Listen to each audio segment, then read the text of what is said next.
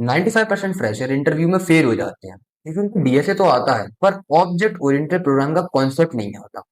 आने वाले 10 मिनट में मैं आपका ऑब्जेक्ट ओरिएंटेड प्रोग्रामिंग का सारा डर खत्म कर दूंगा, इस बात की मैं गारंटी लेता हूँ। हेलो एवरीवन, मेरा नाम सुमित है और आज हम पढ़ने जा रहे हैं ऑब्जेक्ट ओरिएंटेड प्रोग्रामिंग का सारा कॉन्सेप्ट। अगर कोई बिगिनर इस लेक्चर में आया है जिसने आज से पहले कभी भी ऊप्स के बारे में कुछ भी नहीं पढ़ा है, तो उसको नाम पता है कि कुछ ये होता है। ठीक है, इस बात की मैं गारंटी देता हूँ कि आप आज आपका ऊप्स का कॉन्सेप्ट सारा कवर कर। सो गाइस, अब मैं स्टार्ट करता हूँ आपको पढ़ाना, जिसमें हम सबसे पहले पढ़ने वाले हैं what is object oriented programming. सब लोग बोलते हैं ऑब्जेक्ट ओरिएंटेड प्रोग्रामिंग में मैं कोड करता हूँ, मतलब कि मैं एक ऐसी लैंग्वेज में कोड कर रहा हूँ जो उसको सपोर्ट करती है, like Java, C plus plus. तो सर इसका मतलब क्या होता है? सर यहाँ पे इसका जो फुल फॉर्म है वो ऑब्जेक्ट है। ठीक है, कुछ यहाँ पे ओरिएंटेड वर्ड भी है सर, और सर ये प्रोग्रामिंग है। हमें कुछ ये प्रोग्रामिंग ऑब्जेक्ट जाना पहचाना।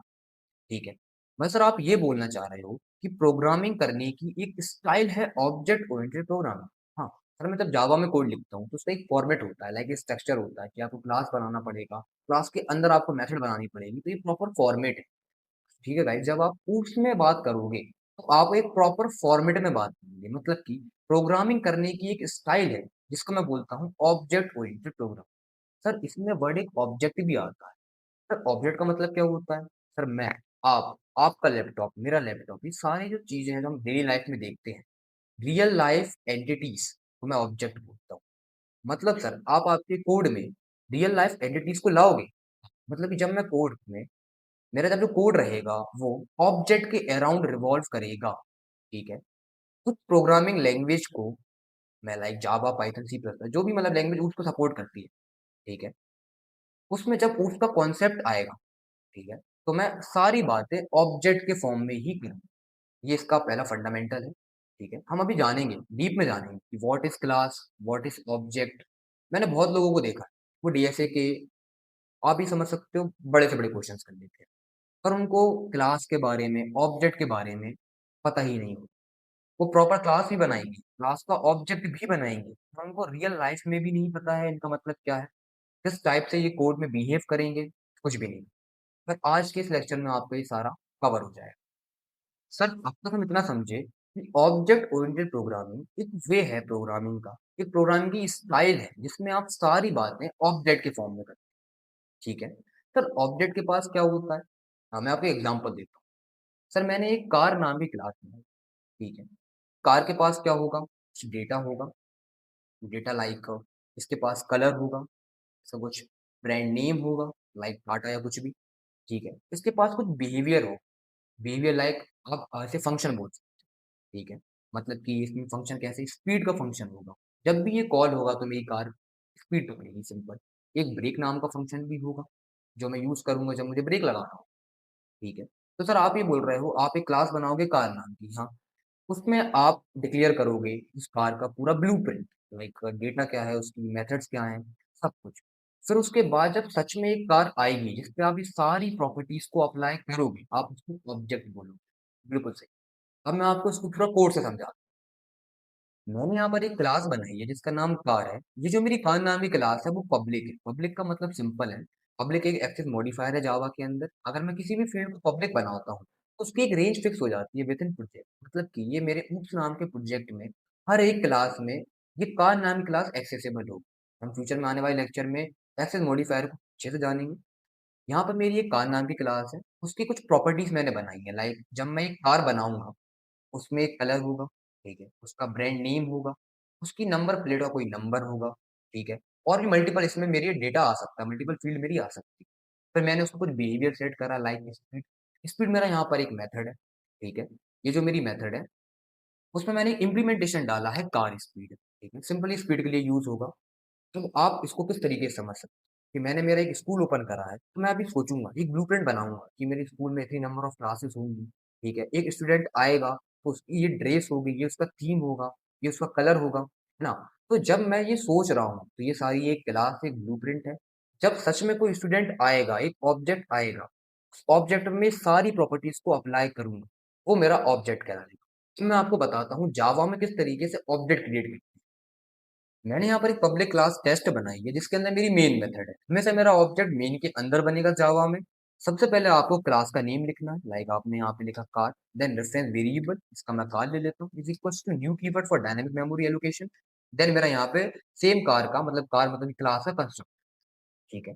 अब मैं इसको इस वाले कार्ड से एक काम करता हूँ, इसको मैं सी कर देता हूँ। ये डॉट करके आप सारी प्रॉपर्टीज जो कार की थी उसको आप यूज कर सकते हो। लाइक मैं ब्रांड नेम जाता हूँ, मैं ब्रांड नेम को सेट कर इसको सेट कर सकता हूँ, यहाँ इक्वल्स टू में जाके यहाँ पे लिख देता हूँ टाटा।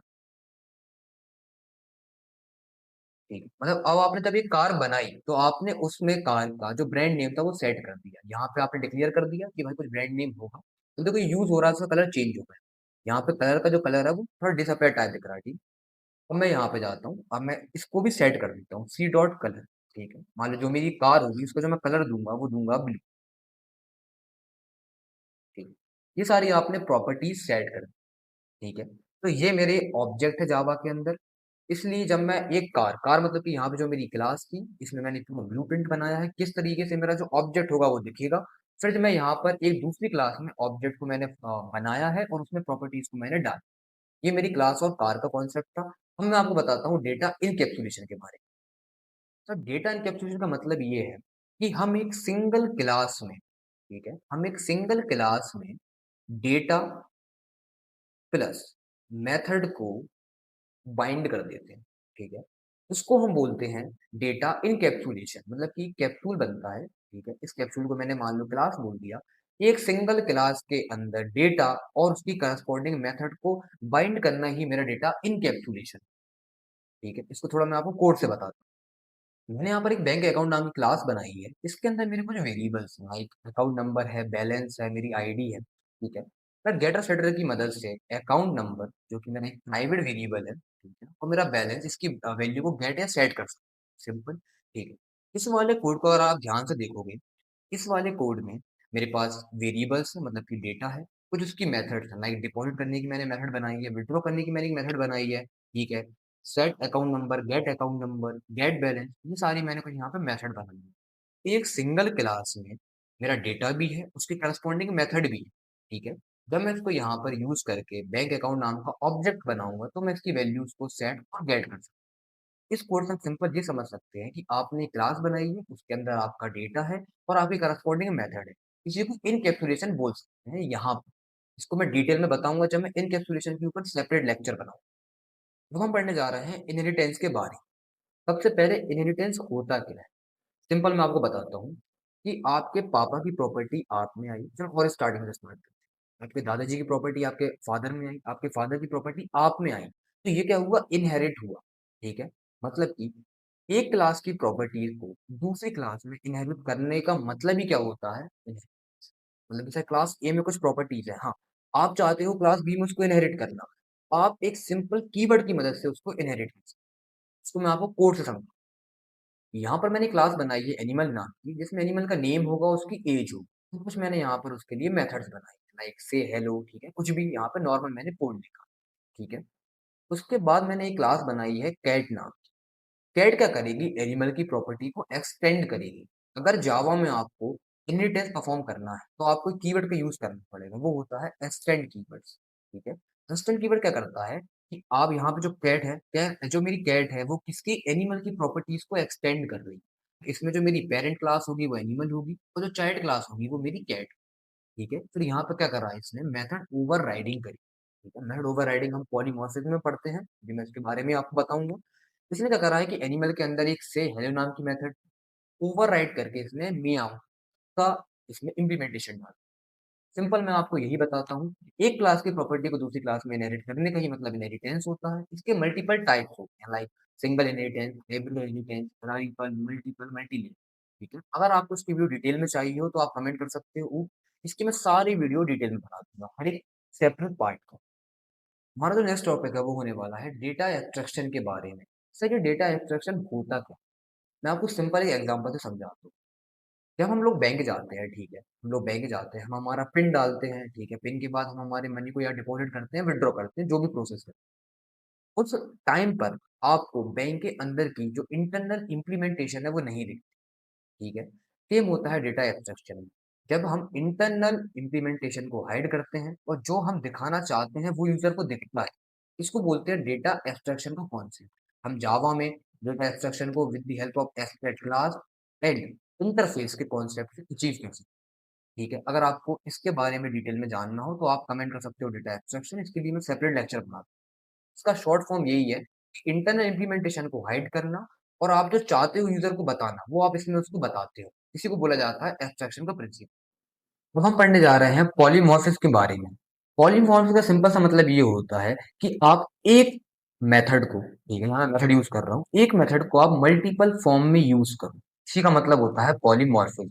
इसमें हम मेथड ओवर राइडिंग पढ़ते हैं, मेथड ओवरलोडिंग पढ़ते हैं। मेथड ओवरलोडिंग का मतलब ये होता है कि मैं दो मेथड बनाऊंगा, ठीक है, यहाँ पे मैंने एक M1 बनाई, मान लीजिए M1 बनाई, दोनों का जो नेम होगा वो सेम होगा पर पैरामीटर डिफरेंट होंगे। लाइक इसमें मैंने इंट ले लिया, इसमें मैंने यहाँ पे फ्लोट ले लिया।